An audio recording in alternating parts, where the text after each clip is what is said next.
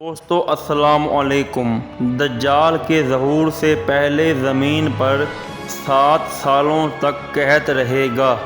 جب دجال ظاہر ہوگا تو پہلے 40 دنوں میں اپنی فوج تیار کرے گا۔ پھر اللہ کے حکم سے ایسی 3 علامات ظاہر ہوں گی کہ ہر منافق اور یہودی دجال کے ساتھ مل جائے گا اور حق کے راستے پر صرف مسلمان رہ جائیں گے۔ حضرت نواس بن سمان کلابی سے روایت ہے کہ نبی پاک نے دجال کا ذکر کرتے ہوئے فرمایا، ظہور دجال کے وقت اگر میں تمہارے درمیان موجود ہوا تو تم سے پہلے میں دجال پر حجت قائم کروں گا، اور اگر اس وقت میں تم میں موجود نہ ہوا تو ہر شخص اپنی طرف سے حجت قائم کرے، اور میرے بعد بھی اللہ ہر مسلمان کا وارث ہے۔ صحابہ نے عرض کیا، یا رسول اللہ، دجال زمین میں کتنا عرصہ رہے گا؟ نبی پاک نے فرمایا، دجال 40 دن رہے گا۔ پہلا دن 1 سال کی طرح، دوسرا دن 1 مہینہ کی طرح، اور تیسرا دن 1 ہفتہ کی طرح ہوگا، اور باقی دن تمہارے دنوں جیسے ہوں گے۔ حضرت عبداللہ بن مسعود سے روایت ہے، نبی پاک نے فرمایا، دجال کے گدھے سواری کے دونوں کانوں کے درمیان 40 گز کا فاصلہ ہوگا، اور دجال کے گدھے کا 1 قدم 3 دن کے سفر کے برابر ہوگا۔ اس کا مطلب دجال کے گدھے کی رفتار 3 لاکھ کلومیٹر فی گھنٹہ ہوگی۔ نبی پاک نے فرمایا، دجال اپنے گدھے پر سوار ہو کر سمندر میں اس طرح داخل ہو جائے گا جیسے تم اپنے گھوڑوں پر سوار ہو کر پانی کی چھوٹی سی نالی سے گزر جاتے ہو۔ دجال کہے گا، میں تمام جہانوں کا رب ہوں اور یہ سورج میرے حکم سے چلتا ہے۔ دجال لوگوں سے کہے گا، کیا تم چاہتے ہو میں سورج کو روک دوں؟ چنانچہ جیسے ہی دجال سورج کو اشارہ کرے گا تو سورج رک جائے گا۔ حضرت ام شریک نے نبی پاک سے پوچھا، یا رسول اللہ، اس دن عرب کہاں ہوں گے؟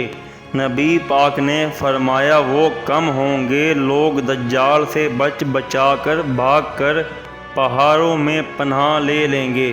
حالیہ رپورٹ کے مطابق مکہ اور مدینہ سے لوگ نکل کر مغربی ممالک میں آباد ہو رہے ہیں۔ حضرت ابن عذرا نبی پاک سے روایت کرتے ہیں، ایک دن نبی پاک نے 3 مرتبہ فرمایا، خلاصی کا دن کیا ہے؟ خلاصی کا دن، خلاصی کا دن کیا ہے؟ خلاصی کا دن۔ صحابہ نے پوچھا، یا رسول اللہ، یہ یوم الخلاص کیا ہے؟ اس پر نبی نے فرمایا، دجال آئے گا اور احد کے پہاڑ پر اترے گا، پھر اپنے دوستوں سے کہے گا، کیا اس سفید محل کو دیکھ رہے ہو؟ یہ احمد کی مسجد ہے، یعنی مسجد نبوی۔ پھر دجال مدینہ کی طرف جائے گا تو اس کے ہر راستے پر ہاتھ میں ننگی تلوار لیے ایک فرشتہ کھڑا ہوگا۔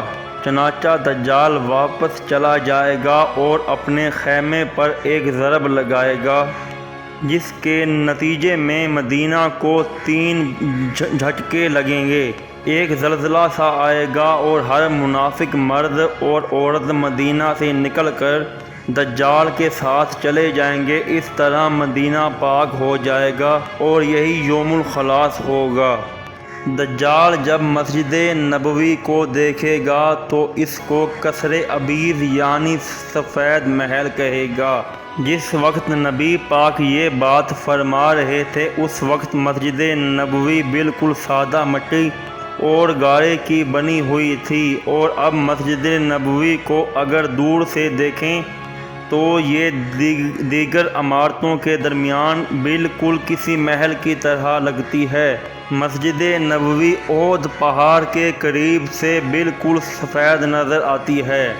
حضرت ابو سعید نے فرمایا، نبی پاک نے ہمیں بتایا، دجال آئے گا اور اس پر مدینہ کے تمام راستے بند ہوں گے۔ پھر اس کے پاس ایک آدمی آئے گا جو اس دن لوگوں میں سب سے افضل ہوگا۔ وہ کہے گا میں گواہی دیتا ہوں تو ہی دجال ہے جس کا ہمیں نبی پاک نے بتایا تھا۔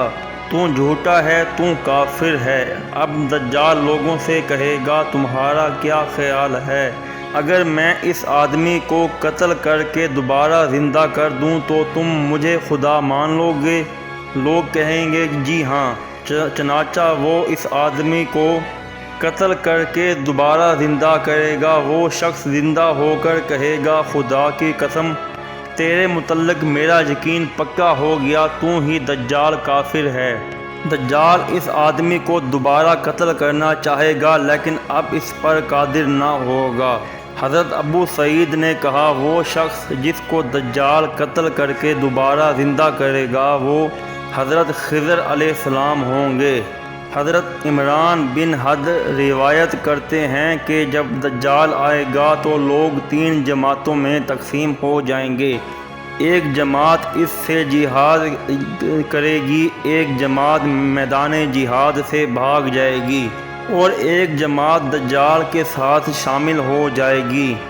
جو شخص دجال کے خلاف 40 راتوں تک کھڑا رہا اللہ کی جانب سے اس کو رزق ملتا رہے گا، اور جو نماز پڑھنے والے دجال کی حمایت کریں گے یہ اکثر وہ لوگ ہوں گے جو بال بچوں والے ہوں گے۔ وہ کہیں گے ہم دجال کو اچھی طرح جانتے ہیں لیکن ہم اس سے لڑنے کے لیے تیار نہیں۔ آخر میں وہ جماعت اللہ کے ہاں مقبول ہوگی جس جماعت نے دجال کے ساتھ جہاد کیا ہوگا۔